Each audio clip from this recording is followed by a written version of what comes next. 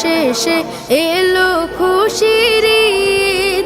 তুই আপনাকে আজ বিলিয়ে দে শোন আসমানি তাগিদ। রমজানের ওই রোজার শেষে এলো খুশির ঈদ। আপনাকে আজ বিলিয়ে দে শোন আসমানি তাগিদ। তোর সোনা দানা বালা খানা সব রাহে লিল্লাহ। তোর সোনা দানা বালা খানা সব রাহে লিল্লাহ।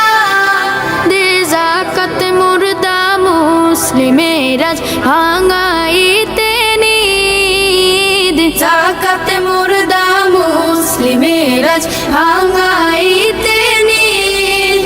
ওমন রমজানের ওই রোজার শেষে এলো খুশির ঈদ। তুই আপনাকে আজ বিলিয়ে দে শোন আসমানি তাগিদ। আজ পড়বে ঈদের নামাজ রে মন সেই শীত গাহে। আজ পড়বে ঈদের নামাজ রে মন সেই শীত গাহে। যে ময়দানে সব গাজী মুসলিম হয়েছে শহীদ। ময়দানে সব গাজী উম্মতকে 83 বছর আমল করার সোয়াব আমি আল্লাহ তাআলা দিব। কোন জায়গায় কোন রিওয়ায়েতে আছে যে আল্লাহ তাআলা লাইলাতুল কদরের রাত্রিতে ইবাদত করলে 50,000 মাস হাজার মাসের চেয়ে উত্তম সোয়াব আল্লাহ তাআলা দান করিবে।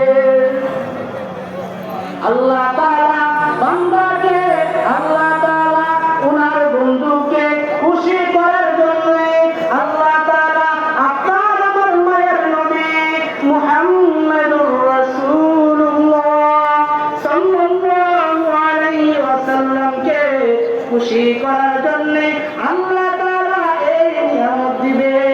আল্লাহ তাআলা রমজান মাসে যে 5টি রাত্রির ভিতরে লাইলাতুল কদর দিবে, ওই রাত্রিটাকে আল্লাহ তাআলা তার বন্ধুকে নবীকে জানাইয়া দিয়েছে।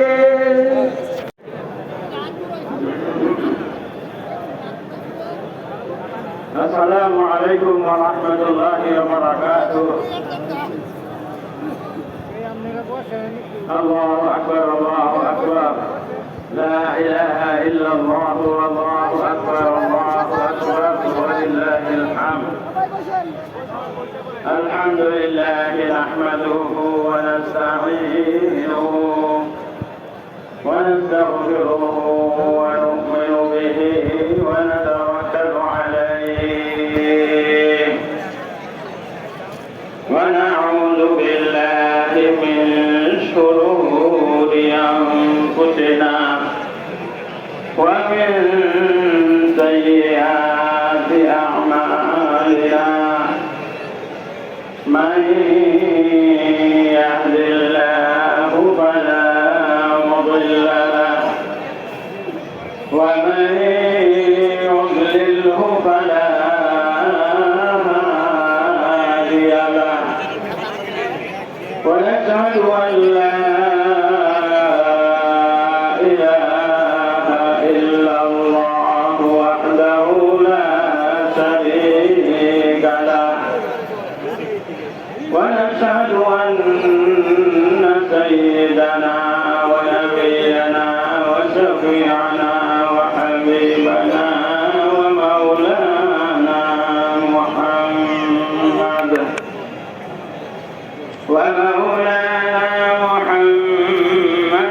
عبده ورسوله صلى الله تعالى عليه. তাহলে আমি শুধু তোমার সন্তান সন্ততিকে রক্ষা করার দায়িত্বই আমি নেব না। তোমার চলে যাওয়ার পরে, দুনিয়া থেকে বিদায় নেওয়ার পরে, পারে জামানোর পরে তোমার অনাগত ভবিষ্যৎ বংশধর যারা আসবে, নতুন প্রজন্ম যারা তোমার ওরস থেকে জন্ম নিবে, আমি তাদেরকেও রক্ষা করার, হেফাজত করার দায়িত্ব স্বয়ং আল্লাহ আমি আল্লাহ কথাটাকে বিশ্বাসযোগ্য করার জন্য কোরআন কারীমের মধ্যে হযরত খিজির আলাইহিস সালামের একটা ঘটনা সূরা কাহফের মধ্যে উল্লেখ করেছে। আমরা সবাই জানি খিজির আলাইহিস সালামের সাথে মুসা আলাইহিস সালামের একটা ইলমি সফর, একটা শিক্ষা সফর হয়েছিল। এখানে যখন তারা বিভিন্ন ধাপ পরিধাপ পার হয়ে একটা জনপদে উপনীত হলেন এবং সেখানে যাওয়ার পরে ওনারা ক্লান্ত ছিলেন, পরিশ্রান্ত ছিলেন, ক্ষুধার্ত ছিলেন। এলাকাবাসীর কাছে বললেন যে আমরা ক্ষুধার্ত প্রতি, এখানে কোনো সহায়ক খানা নেই, খাবার দাবারের ব্যবস্থা নেই, আপনারা আতিথেয়তার ব্যবস্থা করেন, খাবার দাবারের ব্যবস্থা করেন।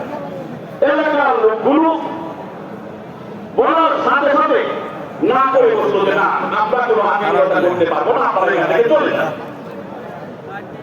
হযরত খিজির আলাইহিস সালাম মুসা আলাইহিস সালামকে নিয়ে এই লোকেরা যখন অস্বীকার করে বসলো, তারা এখান থেকে বিদায় চলে যাওয়ার জন্য প্রস্তুত হলেন, রওনা করলেন। এলাকার ও জনগণ রম